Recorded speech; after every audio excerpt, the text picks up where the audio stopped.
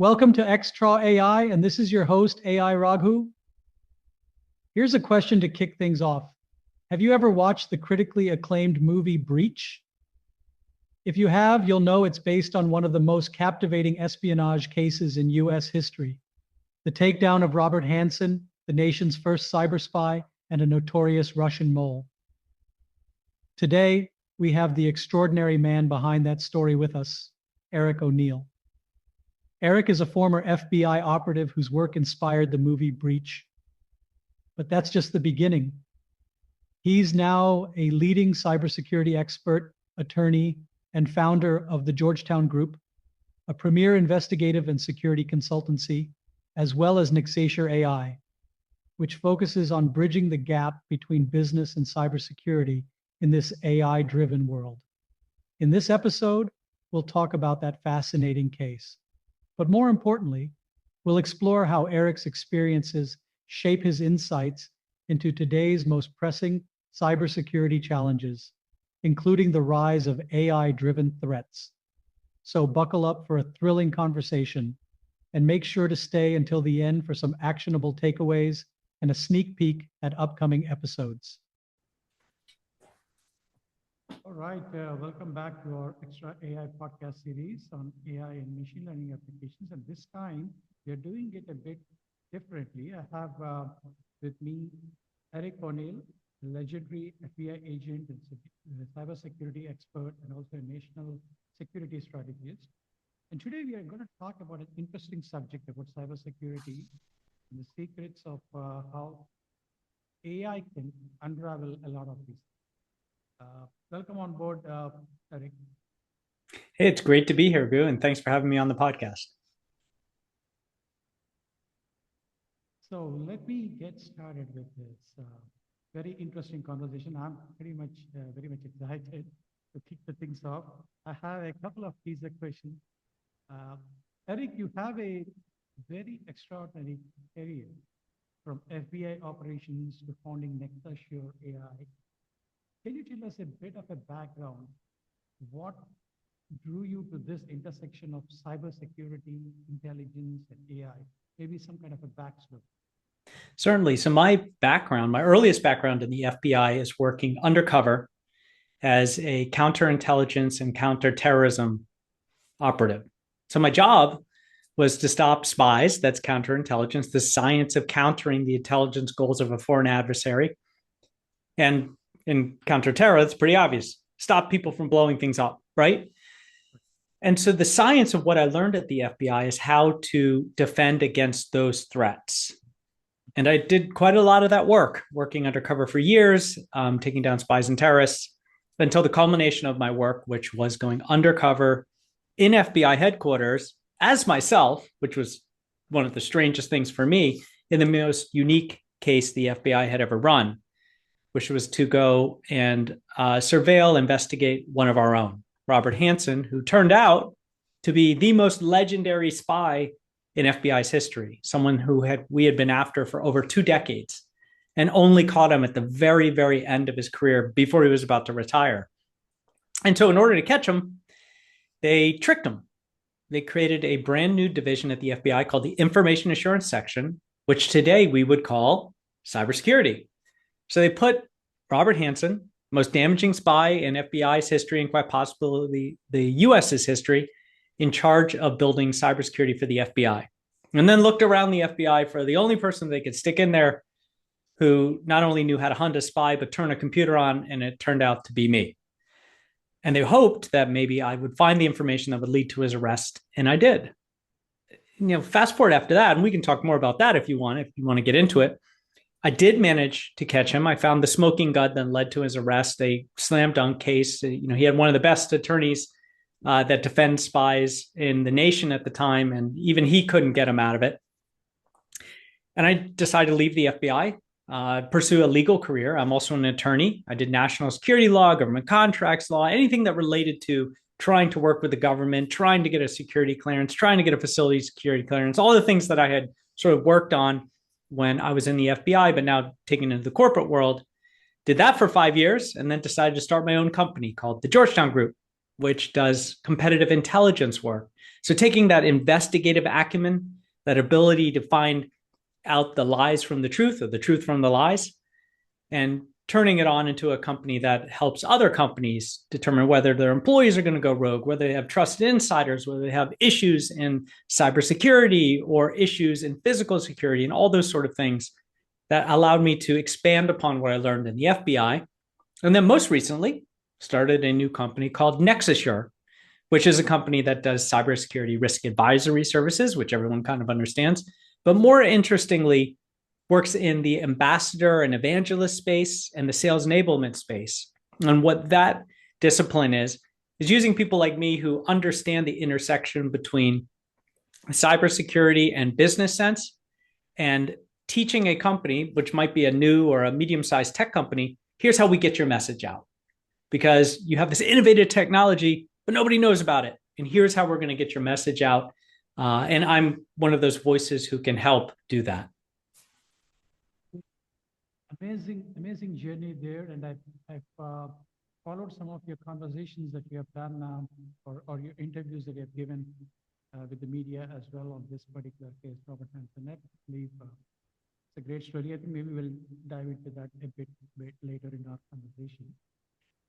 Before we take a break and come back into the real meat of our conversation, is there any memorable story from your time as an undercover operative, especially something that highlights the type of threats that we face today? Certainly. There is a great story, and it was right at the beginning of my undercover investigation to catch Hanssen. And just to set the scene, I really didn't know how to go about this. I'm going up against this much older, decorated 25-year veteran of the FBI. I had been in for 5 years at that point.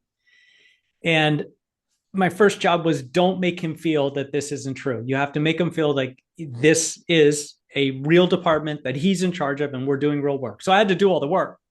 Then it was to investigate and find the information that was going to lead to his arrest. So coming into it, I was thinking in my head, well, how do I even start a conversation with him? And I'd heard all these rumors about Robert Hanssen, that he's a cold fish, he doesn't like people, he's brutal toward employees, he's hard to talk to. And he was somewhat introverted. He was a spy, so he wasn't about to give information out. We know that now.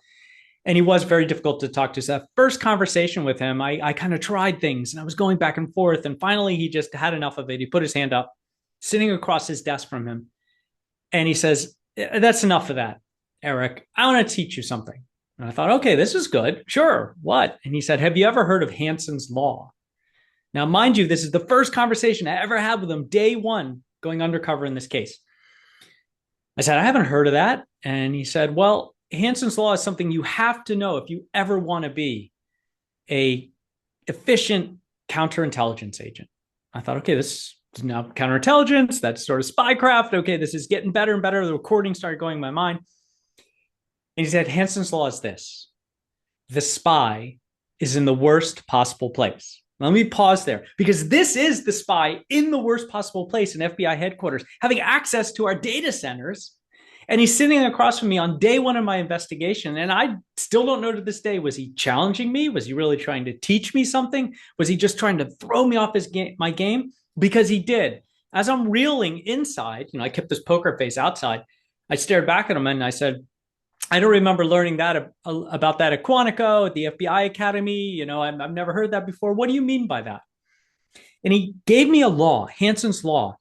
It is a very sophisticated law that boils down everything you need to know about being a spy hunter. And it's this. He says, Hansen's Law is this: the spy is in the worst possible place. He is that person who has access to the information that will do the most damage and the knowledge and the wherewithal to get it into the hands of those who will pay him the most for it. And that, Eric, is what we're here at the FBI to go hunt and defend against. And he was completely right. Because in espionage, in cybersecurity, in cybercrime and cyber espionage, that spy is always in the worst possible place. He's in that place for you where your data resides, that data that has become the currency of our lives. And hunting that threat is what we have to do to improve cybersecurity. think amazing story that you have shared. I think I'm really excited. I'm going into a lot more details. Let's take a quick break, come back and get into the conversation. Sounds good.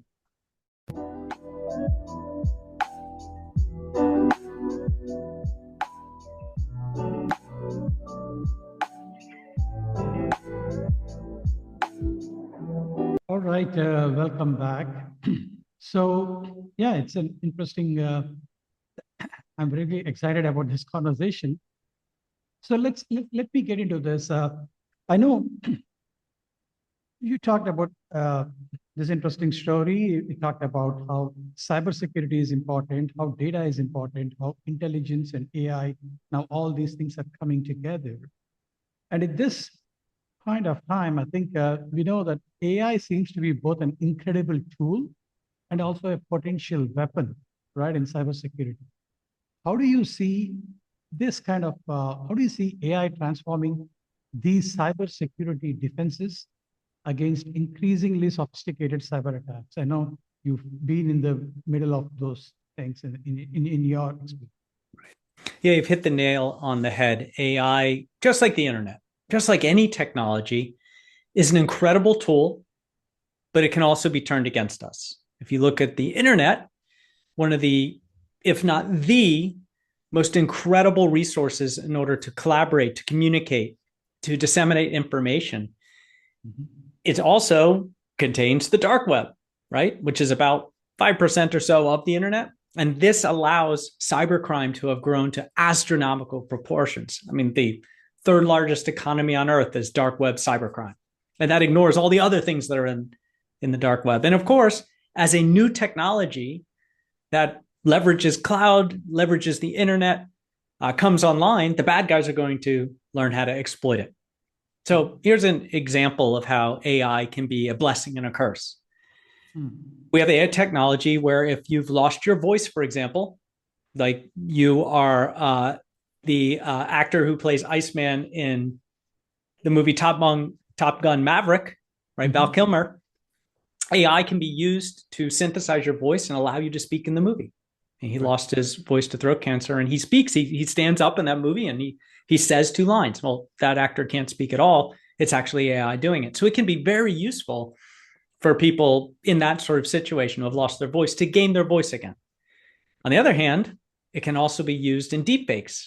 With just a couple seconds of your voice, I can create a clone that will fool your friends and family of your voice. And I can use it as a criminal to impersonate you and get them to send me money in various different ways, whether it's creating a pressure situation or it's appealing.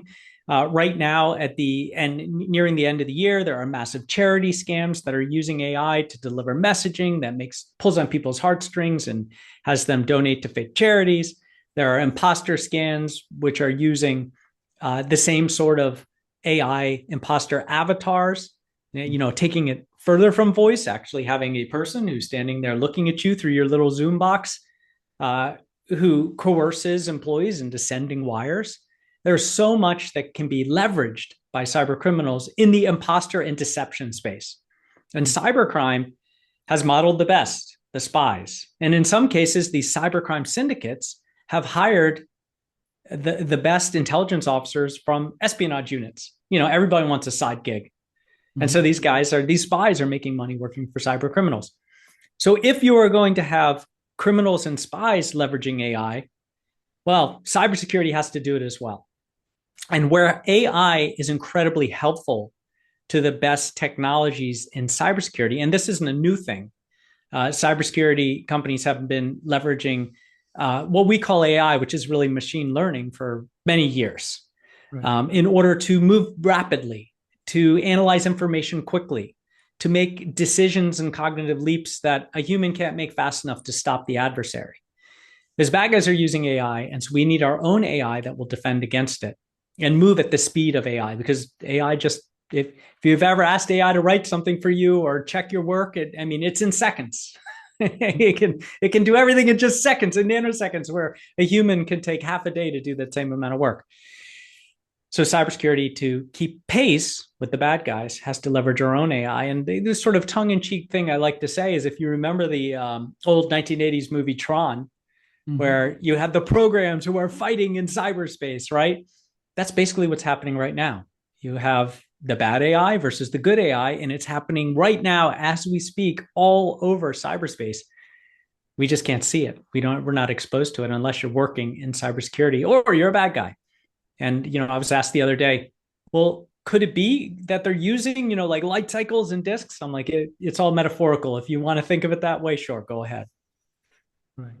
No, I think that's a great point that you have raised, right? I think there is this how the usage of AI is very important, and I believe we are pretty soon going to see some regulations in that space, which is going to be important and useful. But what do you think about how prepared are most organizations to kind of defend against these kind of threats, advanced cyber threats? Yeah. This is going to be very critical. And coming from your background, dealing with these kind of cyber crimes, a few thoughts from your end? Well, they're not. Their organizations aren't prepared for this at all. Technology hasn't quite caught up to the deepfake, the AI deepfake. I suspect we're already seeing a number of deepfake attacks, and we're going to see more. We're seeing them in the elections. The US here, we're having our elections tomorrow. There have been deepfakes attacks. There have been disinformation campaigns using AI to create false pictures, whole narratives, avatars. But in the corporate sense, and even in the individual sense, we're going to see far more impersonation attacks as AI gets better at creating avatars that are incredibly lifelike and make it difficult for a human eye to discern between an AI avatar and a real human looking at you through a box in your screen. So what I like to say is when you're in a meeting, how do you know that I'm not an AI? I mean, how do you know that I just I didn't feel like getting dressed this morning or brushing my hair. So I'm just using my AI avatar. And really, I'm just sitting in a chair in my pajamas with, bedhead and typing what I want me to say. But, one thing you can do during a meeting is ask everybody, pick up a pen. That's sort of my professional way to say, I'm not an AI avatar. Or my favorite one is make everybody do this and make weird noises, which is a lot more fun and everyone gets a laugh. But AI avatars can't do that yet. So companies need to have ideas and be prepared for this. Those are sort of tongue in cheek, a little serious, not serious. Other things that companies need to think of are very low key, traditional counter espionage techniques that you can use to prove that a person is who they say they are. Have a code word. It's sort of like a code word that you've exchanged with your partners. I've done this with my partners at the Georgetown Group and NexusSure. If one of us asks someone for something odd, like, hey, I need this PO paid that I've never heard about, or this vendor paid, or send this wire here, I can always say, what's the code for it? And if they're a deepfake, an AI avatar being puppeted by a cyber criminal trying to fool us, they're not going to know that code phrase. So that's a really easy way to do it. Now, technology has to catch up to this. As more of this happens, and cybersecurity companies are already trying to build this in, we are going to have AI that is able to spot AI. AI can do this. It can look at an avatar that's being used in a Zoom conference and say, that's not a real human. It can do it better than humans can. You'd think we'd be really good at spotting each other, but we're so used to movies and it's harder to see in a screen. It's really 2D. It's not like a 3D image. Motion might be on or off, but an AI can do this. It can look at different indicators and say, you'll have a flash on your screen, AI avatar. And then you might say, why are you using an AI avatar? And then your friend might say, I didn't feel like putting on a suit today. But that's the future we're getting into. Right. So as with all things in law enforcement and security, the bad guys do something, they come up with a unique attack, and law enforcement is forced to respond to the attack. And that's why I think the future of cybersecurity is to be much more proactive, is to hire people who think like attackers, think like spies. That's what I like to say, and are predicting these next attacks so we can be ahead of it. And that's what we're trying to do in the best in breed cybersecurity. Right. Beautiful, beautiful. I like the way you've put it around and given the analogy. So coming to NexusSure AI, the current work that you guys are doing with NexusSure, what is that particular role that you're trying to bridge the gap between this cybersecurity technology and the businesses like you're dealing with? Maybe at a high level, if you could explain the audience like what you're trying to achieve here. Sure. At a higher level, what we are trying to do is inform our clients to understand how cybersecurity has to be intrinsic to a company. A lot of companies make a mistake, and it can be a very deadly mistake where you think you can go and purchase cybersecurity. You can't purchase cybersecurity. You can purchase cybersecurity advisory services. You can purchase different software suites. You can be moved into cloud environments that have a bit more protection, but you can't purchase cybersecurity. You build cybersecurity, and it has to be built organically within a company. So that means that there's no, bolt-on, turn-on solution. As a good advisor will say, we need to take a robust look at your data architecture. Where is your information? How are you protecting it? Who has access to it? All those questions you need to ask around the data set in order to understand what's the most critical information and how are we going to make that really hard for an attacker to extract. Because the idea is that the cybersecurity battleground is too big and too porous to prevent every attacker from ever getting in. This idea that we can make a perimeter defense hasn't worked in a decade. So the idea is that we want to understand our data so well, so intrinsically, and leverage the best technologies and cloud-based solutions and machine learning AI around that data, that the second someone lands, whether they use an imposter or deception attack to fool a person, or they're able to exploit a flaw in a update or a system security in order to get in, as soon as they touch that data they're not supposed to touch, we know. There's an early alert system, there's an early warning system, and then defenses can be used to swarm that and shut it down and stop the attack from getting worse than it could be. That's the goal. So part of what we do is the advisory services. This is what you need. And the other part of what we do is the education. Everyone needs to be part of it. It's not just the CISO, right? Or the chief security officer. It's the whole board. It's the executive team, and it's every employee, because everyone in a company shares a critical role in protecting that data from being lost. Beautiful, beautiful. I completely echo with your thoughts and I really like the way you put it, saying that cybersecurity can't be purchased. It has to be grown in, building into the products or building into the organization and the applications. So that's a great thing that you've mentioned. I think then that is where these advisory services, or how do you build it? And Right. like you mentioned, cybersecurity is now the third largest economy, world's third largest economy, unfortunately.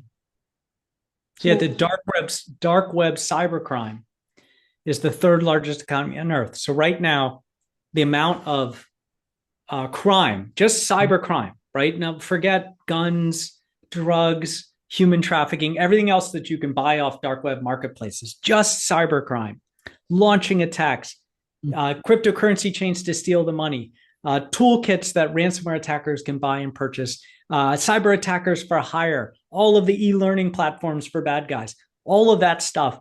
It costs consumers and nations $12 trillion a year. 12 trillion. So that would be the third largest economy on earth. It goes US, China, dark web. By 2026, if it keeps growing the way it's been growing, I've predicted it's going to be over $20 trillion. And that'll be nipping at China's heels.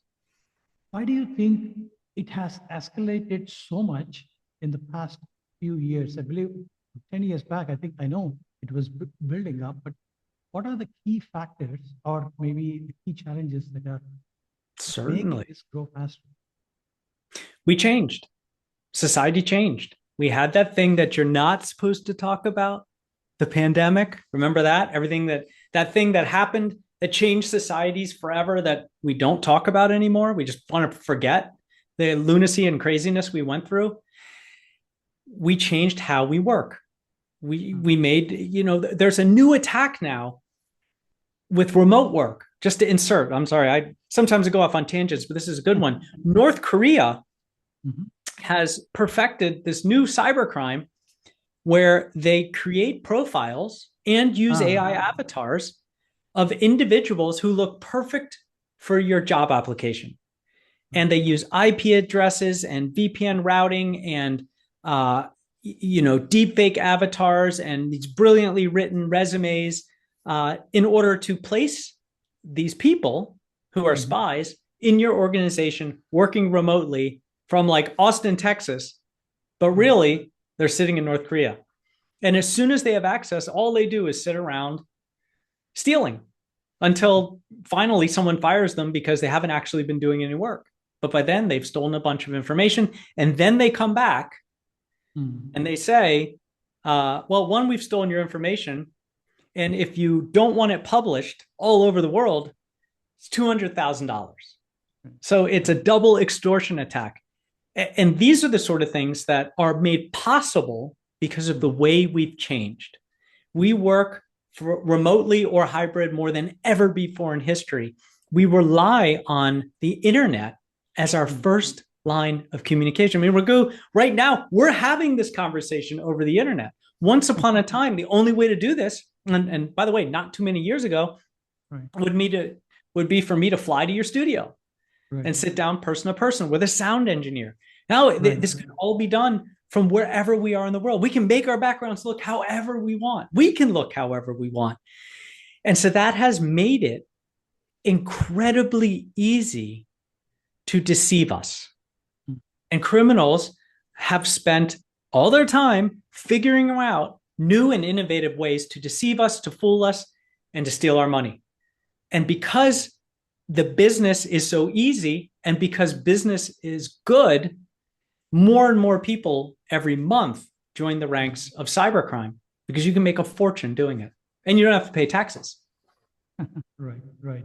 No, I think you brought some very important points about how the way we deal with things post the pandemic has changed quite a bit, and also has, while a lot of good is happening, of course, a lot of bad is happening as well. And something like the cybersecurity threats and other things have escalated at faster pace. So now coming back to the enterprises and the industries, what do you see? What are some of the biggest cybersecurity challenges which are facing these enterprises? Any specifics from the industry standpoint that are standing out for you? Certainly. I think in industry, the one that worries me the most are critical infrastructure attacks. Okay. And you might think, I'm not part of critical infrastructure, but there are many different sectors of critical infrastructure. It's not just lights and power. It's also water. It's, for example, the large attack earlier this year in February on the automotive industry here in the US, the biggest company that allows car dealerships to function, right? This was a supply chain attack, and suddenly you couldn't buy a car. Now that drives us crazy over here. Attacks against our power, attacks against lights, attacks against the financial sector, communication sector. Really, everyone has a part to play now because we are such a supply chain based society in critical infrastructure. And bad guys know that if they can land attacks on critical infrastructure, if they can deny people things they want and need to be happy or even survive, then there's a good chance that the victim will pay. So if you can shut off lights, that power company is more likely to pay if they've got tens of thousands of screaming consumers yelling at them and clogging up their help desk than wait it out a few weeks to resolve the ransomware attack. What that means is that because so many companies have a share of this and it is a major vector of attack, we just have to get better at cybersecurity. Otherwise, in a future war, which is all going to be cyber attacks against critical infrastructure back and forth, we're going to be in a lot of trouble. Right. So coming to this question, like, what is that giving? So there is so much of importance on how do we secure us from all this? Or let me put it this way, how can the businesses of these enterprise companies or the industries can prioritize without disrupting their operations or compromising the customer trust? what do you think should be the key KPIs or key prioritization things that the businesses should do in this context? Yeah, that's a great question. I don't think that you would ever compromise trust by investing in cybersecurity. In fact, the best companies are making large investments in cybersecurity. That's what I like to look. I mean, obviously, I'm in the world, but if I'm looking at banking somewhere, or I'm looking at opening an account somewhere, or doing business with anyone, I want to see good cybersecurity practices because that's my data. And as you probably just saw, just a few months ago, over 3 billion personal records were just published on the dark web. Right. That's the majority of adult citizens of the US, social security numbers, their birth dates, their home addresses, and all sorts of other information, because one of the big background check companies was compromised and attacked. I mean, we trust our data with organizations. And more, those organizations have a legal mandate to protect our data, to do everything they possibly can. So if you are a company that holds any sort of sensitive data, whether it's your own or it is a customers or it's the people who come and use your service, if you're not investing in cybersecurity, in the best in cybersecurity that you can afford, the best reasonable, because I'm an attorney, we got to throw that word in there, cybersecurity that will protect that data, then you're negligent. And so the companies have to work hard in protecting privacy and protecting information. Companies that don't end up going out of business or losing massive amounts of profit. Even if you choose not to pay a ransom, for example, the cost of the attack, the average cost, so there are some that are very big and there are some that are like $300, the average is around $5 million. I mean, how many organizations can afford to lose that? Some of the big ones, maybe it's a write-off, but for most small and medium businesses, that will shut your doors. So it's critical. And so kind of what can you do? Part of that is, as I said, and a good advisor will come in and look at your data architecture and find the most pressing pain points that have to be addressed first. For many organizations, that usually is data leakage. So what I mean by that is you want to have a good hierarchy of data. We know where it is, and we're not storing the same information all over the place. That can mean that data, which is secure, here on this drive, that's encrypted, it's in the cloud, and it only has like 3 people can access it with 2-factor authentication and other layers, right? Except for people are saving it locally, and people are saving it on these extra drives, or people are bringing it home to work on, and it's on thumb drives all over the place. Right. When your data you don't have a good ability to have data hygiene within a company, that can be a disaster, because now you don't even know where your sensitive data is. So that's one thing to look at. But then we get into things like, are you patching and updating? This is a real simple thing that so many organizations get wrong. And here's the problem. By statistics, it takes a good organization about 3 months to issue a major patch or update to whether they're using a Windows box or they're using some sort of software. But however it is, it's around 3 months. The bad guys know that. So they figure they have a good window. And even the best companies, it might be a month until they get like a really important update installed. So the bad guys know that when, Microsoft says there's a severe vulnerability, patch quickly, which means that there's some sort of flaw that can be exploited, the bad guys have time to just start attacking companies. And they do. As soon as a big vendor puts out a patch, they just start launching attacks wherever they possibly can to get in, wherever they can and exploit that flaw. So it's very important to have a system of patching. And another thing that cybersecurity can help an organization do is understand what are the most critical and create a hierarchy. So this patch is really critical. It's like labeled red. You got to do that tomorrow. And then these you can wait a week, and then these maybe you can wait the month. It's not going to kill you, but you have to know which ones are super critical. And then finally, what technology you're going to use. I mean, you do have to buy something. unless you're going to build it all yourself, which no one wants to do, what technology are you using? Are you going to move to the cloud because you're small and you can't have on-premises technology that can beat something that you're going to get, within Microsoft Azure or Google or, Amazon, right? Because their cloud networks are really locked down. I mean, if they lose that information, we're all doomed anyway. Or are you going to try to protect some things on premises? What are you using to safeguard your data from access? Are you using good endpoint security? Are you using that next level XDR security to protect things, not only at the access point, but within all the halls and corridors that your data moves? There's so much that technology, and it has to be scaled for the organization and what you're trying to protect. And that's where cybersecurity can be a big boon in protecting that data. And then finally, I mean, there's a lot more, but just 4 quick things. Are you training your people? Yeah. Because people are still this weakest link and always will be the weakest link in security, not because they're bad people, not because they're spies, not because they do anything wrong, but just because criminals are getting more and more and more clever. So you're training them to identify attacks, know that this might be an attack, and have that gut feeling, what I call the cop instinct, that something's wrong and I need to stop and ask for help. Because if you can train your employees to do that, even if 9 times out of 10, nothing's wrong, but they're just hyper aware, you can prevent a lot of attacks. Right. No, that's a great thing that you have brought up all these different points about how you can defend before these attacks can happen. So is there some example that you can quote?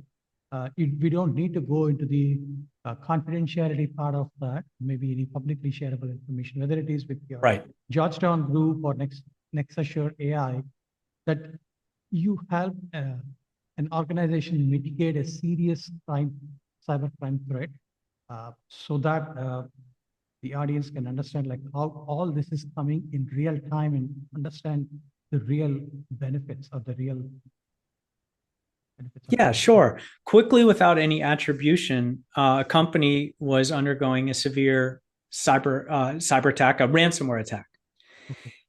And the attacker had gotten into a headquarters server. This is a company that has offices all over the world, into a headquarters server. And the IT team discovered the attack. And when the attacker was trying to break into VPN networks that were connecting countries to headquarters, right? So the attack landed in headquarters and then was trying to VPN his way through the connections out and spread the love, right? Compromise more and more and more to shut everything down with ransomware as the headquarters ransomware attack was going on. So the issue was that the company didn't have a really great plan, and they didn't have an idea for not only what they would do if they were suffering the ransomware attack, but how they'd communicate while this was happening. So they're in the fire. And what I always like to say what I write in my books, what I do when I'm on stage, when I'm providing advice is, don't wait for a pressure situation to examine your cybersecurity. Do it when you're chill. Do it now when everything's relaxed. And here they were in the middle of the pressure situation. So I came in and looked at it, and the first conversation with the CISO was shut everything down. Mm-hmm. You don't have context. Your data architecture doesn't allow you to see where the bad guy is, how he got in, what he's stolen, and what he's doing now. So shut all your systems down, all your servers. We told every single employee, that's almost 2,000 employees, close your laptops, pull your Ethernet cable, walk away, right? And to make a long story short, we were able to use some data architecture by installing endpoint security everywhere to understand where the attacker had landed, where he'd gone. And then the problem was the attacker, once we kicked him out of the system, started using his dark web message board to start making demands and threats. So we'd kicked him out, restored from backup. We didn't need to buy the keys from him anymore, right? You really don't want to do that because you can't really trust that they're going to actually sell you a decryption key to a ransomware attack, or that they're not just going to come right back. You still have to do all the work. But what he said was, I have all your data. I have 3 terabytes of data, and I'm going to publish it or sell it on the dark web if you don't pay. And I have all your customer data and all your client data and all these things. And our work right then was, well, does he really have 3 terabytes of data? And here's how we figured it out. I had this idea that their systems weren't really that fast. So we figured out, based on the cybersecurity architecture that we installed, the dwell time of the attacker, meaning we knew exactly when he landed and we knew when we kicked him out. So in that time, how much data could he have stolen? And it wasn't that much. It was definitely not 3 terabytes. We did some testing on the upload from the server to anywhere, and it took a long time. And the company was using Microsoft Azure, which throttles you if you don't turn off the throttle. So just to protect against that, if a lot of data is going out, it slows your pipeline so that you have an opportunity to stop it. So we knew that it was only a little bit. And then I started talking to the attacker back and forth and testing them. Well, do you have this? And do you have that? And they were getting more and more frustrated, and finally said, this is what we have. They sent an entire file tree and you're not getting anything more.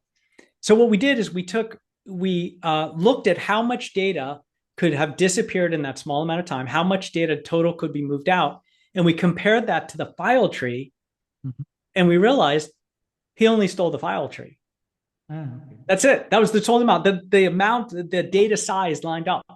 And so then we thought, oh, this is great, but we're going to have to take a little bit of a gamble. Like, maybe he has more. How sure are you? And like 90%. And the company chose to take the gamble, told the guy to pound sand, get lost. And turned out we were right. Nothing was published. So, sometimes being an investigator, even without putting any hands on keyboard, just doing a little back of the envelope math and thinking like the attacker can help get a company out of a really serious problem. Beautiful. I think I'm pretty sure your experience from the cybersecurity world, or your experience from the FBI world, I think really helps gain these different perspectives and building this organization ground up, and then how you mitigate these kind of serious threats. Yes, certainly. I've staked a career on the idea that cybersecurity, if it's effective, is really just counterintelligence. That if you want to stop cyber attackers, you have to think like a spy hunter. Maybe at this point, do you want to briefly talk about your new book that you're writing about on this? Sure. Yeah, thanks for bringing that up. I love talking about my new book. So I wrote a book that was published in 2019 called Gray Day, titled Gray Day. My undercover mission to expose America's first cyber spy is the subtitle. And that is all about how I caught Robert Hanssen, but in the rubric of here's what you need to know about cyber espionage. And then in this new book that I'm writing now with HarperCollins that comes out 2025, I wanted to take a deep dive into cybercrime. So Gray Day is cyber espionage, and The Invisible Threat, my new book, is all about cybercrime, using that same storytelling that I use as the rubric to bring the reader in Gray Day. So The Invisible Threat is a book about cybercrime. And the idea is that in that book, through these stories, I'm going to teach you to think like a spy. I'm going to teach you to think like the cyber criminal. I'm going to show you all the ways through storytelling that cyber criminals are deceiving us, impersonating us, using confidence schemes, using destructive attacks, and all the ways that they come after us and steal that data that's become so critical. And then in the second part, I'm going to teach you to think like a spy hunter, to act like a spy hunter, to use that new ability to spot the bad guys, and then to give you tools you can use to stop them. And so my hope is that everyone will read the book, not just for sales, but so I can give my readers tools to make it harder for the attackers, to shrink the dark web, not grow it. Because information really is power. We know that. But in cybersecurity, information is the lifeblood of protecting data. If you don't know how to stop an attack or even recognize an attack, that criminal will fool you every time. So what I'm doing is I'm I'm giving them the attacker's playbook. I want my readers to be better at the game than they are, and that'll protect you from cyber attacks. Beautiful. I think I'm really excited for you. I think excited. I'll definitely get a copy of that book. Excited to read that book. I think I'm sure that a lot of people will uh, understand the benefits of knowing a lot about this and how they can stay safe from this kind of cybersecurity threats. Which is, I'm sure with all these AI and generative AI innovations happening, a lot more of these cybersecurity threats, I think people should be careful because with all these tools that are going to be available. Now I'll come to this interesting question or the extra AI question I call during our podcast, the $1,000,000 or the $1,000,000,000 question. I say, I know there are a lot of security or the cybersecurity solutions, organizations out there. What is that one unique difference or the differentiation factor that you guys are bringing in to the world of cybersecurity? Certainly. Yeah, I think what it is that my partners and I are threat hunters. We're not network defenders. We have those. But the way that we think is as threat hunters. We've got experience in hunting down trusted insiders. We have experience in going through data that is in the center of a ransomware attack and finding the bad guy and booting them out. We understand how to attack, not just defend. And I think I know that the only way that we'll make the world safe from cyber attacks is to go on the offensive. We need to hunt the bad guys wherever they are. We need to predict the attacks of the future, not just the ones that we know about now. And in order to do that, you have to be in a threat hunting mindset. So even, in my new book, when I'm talking about become a spy hunter, that's what we are. We're a company that hunts spies, understands where the bad guys are, and stops them before they are able to land that attack that's already coming. Beautiful, beautiful. I really love the way you've put it around. I try to keep my podcast conversations under the 1 hour mark. So right, great. Because I want people to be glued to the conversation, and I'm pretty sure you made that today with our conversation. It's a very, very true conversation. I think that is needed, and it's the need of the hour. I would definitely love to have you back some other time, but I think it's been fantastic having you on our show today. As we wrap up, are there any final takeaways that you could give it to our audience, and what can individuals or organizations can do better to protect themselves? And of course, that is one part of the question. And the second part, you wear a lot of different hats. What do you think is the future of cybersecurity might look like with a lot of AI and generative AI? Yeah. So to the first question, and I always answer this way, I think the single most important thing that any individual can do to protect yourself is to turn on something more than a password. Mm-hmm. Don't rely on a password. They're terrible. I don't even pay attention to my passwords anymore. If there's an account that doesn't have some layer of two-factor authentication, I don't use it because that account is by definition not secure. Passwords can be cracked. Computers are getting so fast now, and they're going to get faster and faster. Just wait. We'll have to have another conversation when quantum computing comes fully online and all passwords are useless and all encryption is useless.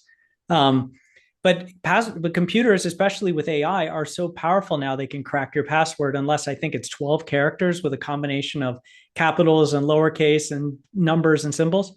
So turn on two-factor authentication and use it. Don't ignore it. Don't turn it off. Don't try to get around it. I make a game out of it. Right now, I am incredibly fast at in just one glance memorizing an entire number and typing it in correctly every time. You think of it like a brain teaser.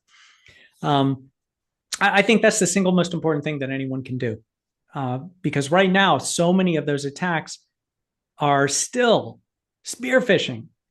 And a spear phishing attack, the best way to defeat it is to have good two-factor authentication. And remind me, what was your second question? My second question was, you wear a lot of different hats. Yes. What do you think about the future of cybersecurity Right. with all this AI, Gen AI. I think the future of cybersecurity, particularly because of the use of AI, both for defense and attack, is going to be much more automated. Humans just can't move as fast as AI. And if an AI is being deployed to attack a network, humans aren't going to be able to respond quick enough to defend before too much damage is done. So I think that I know, because we're working in the space, that AI and automation is going to be a major part of cybersecurity. It already is in the best in breed cyber. There will be a lot of cloud-based connectivity in order to leverage the single powerful processing power in the cloud, which, you know, your standalone computer at home or your network in your office is not going to be strong enough or fast enough. And I think that AI is also going to be deployed by cybersecurity to go on the offensive, to go root out the bad guys, to not just sit passively anticipating attacks, but actually go out to try to find the attacks before they land. So there are going to be some wonderful things done with AI. And there are right now being in development and even deployed in cybersecurity. And so that in itself will be very exciting. Beautiful, amazing piece of advice and amazing insights, Eric. I love the conversation with you. I hope you liked our show as well. Yes, thank you very much. And if any of your listeners want to connect with me, my best connection points on LinkedIn. You can find me there easy. And also go to my website at www.ericoneal.net. And if you click the top banner, you get a bunch of goodies. And you can subscribe to my weekly newsletter where I tell stories and give you everything you need to know about spies, lies, and cybercrime. Thank you. Thanks for your time, Eric. All right. Thank you. Eric, thank you so much for joining us today on Extra AI. Your insights into the world of cybersecurity, your advice on safeguarding ourselves in this digital age, and the wisdom you have shared from years on the forefront lines have been truly invaluable. We are incredibly grateful for the time you have spent with us and for giving our listeners a rare look into the realities of cyber threats and defenses. And of course, we would love to get you back sometime later when your book is released next year. And to our audience out there, thank you for staying with us and tuning into this fascinating episode. We learned a lot. Hope you found Eric's stories and strategies as gripping and enlightening as we did. Be sure to join us again as we continue to bring you more exciting conversations around AI, technology, and the transformations that are shaping our world. As always, I'll be tagging Mr. Eric on the LinkedIn post. So if you have any further questions, feel free to reach out to Eric directly. Alternatively, you can reach out to me on my LinkedIn profile, Raghu Banda, or on my other social media channels like Twitter, X, or Threads, my RK Banda handle. Of course, you can uncover a lot of other hidden or other AI conversations on our website, extraai.com, xtrawai.com, and of course, other. And these conversations are also available on YouTube and also on all the other podcasting platforms. Until next time, stay safe, stay curious, and keep exploring the cutting edge with Extra AI. Happy with the future with AI technologies. Thank you. Have a good morning, good afternoon, good evening, wherever you are tuning in from. This is your host, Raghu Banda, signing off. Thank you and bye-bye.